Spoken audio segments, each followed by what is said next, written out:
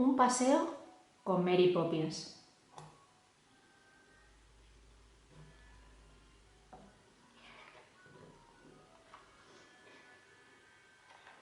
En la calle del Cerezo hace un día soleado. Dan ganas de ir a jugar y a disfrutar de un helado. Michael y Jane van al parque para volar su cometa. ¡Cómo sube! Entre las nubes se pierde su silueta.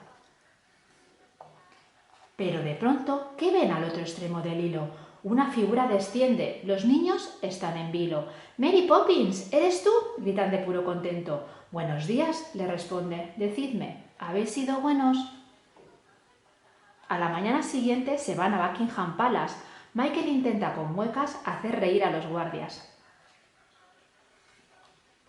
Mas los guardias de la reina son serios e imperturbables. Mary Poppins lo reprende, pero bueno, ¡qué modales! Continúan el paseo. De pronto empieza a llover. En el cielo gris se eleva el imponente Big Ben. Por fin, Piccadilly Circus. ¡Qué bullicio y qué ajetreo! Y ya es hora de tomar el autobús de regreso. Por la noche, al acostarse, Michael juega con un libro, Jane con una caracola y se le acerca al oído.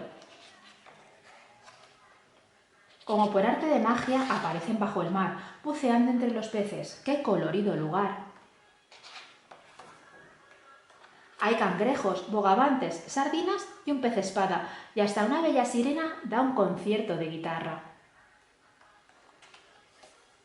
¡Sorpresa! Está Mary Poppins. Saca a bailar a los niños. Por fin los devuelve a casa un mágico torbellino.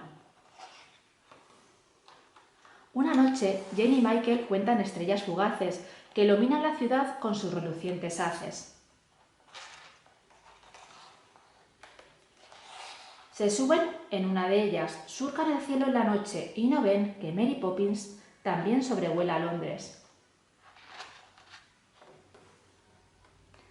Llegan a un circo celeste y cobra vida en los astros. Toman 1000 formas, un cisne, un bello corcel alado. Los niños y Mary Poppins observan anonadados. Cuando acaba la función, es hora de regresar. Mary Poppins debe irse. ¿Crees tú que volverá?